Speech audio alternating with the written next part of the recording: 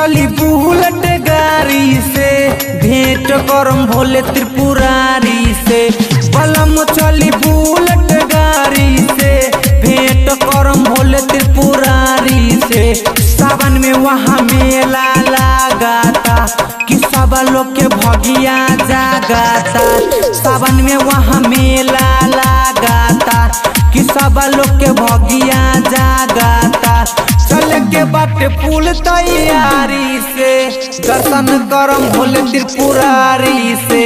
बलम चली बुलेट गाड़ी से भेंट करम भोले त्रिपुरारी से। डीजे अमित तिवारी अपहर।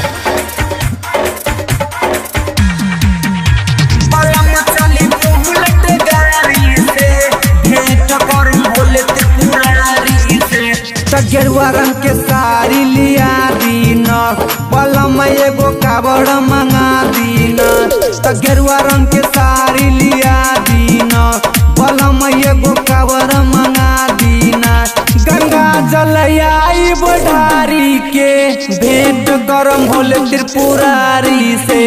बलम चली बुलेट गाड़ी से भेंट करम भोले त्रिपुरारी से।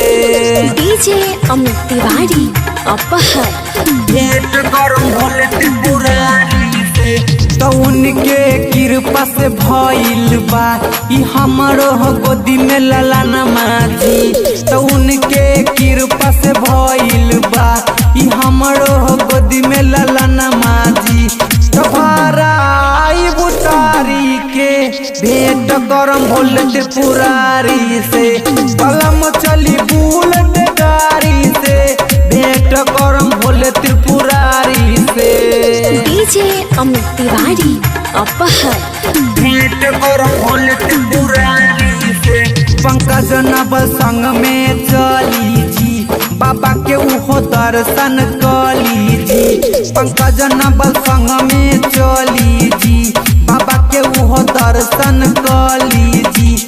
नजारा देख खाई पहाड़ी के भेंट करम भोले त्रिपुरारी से।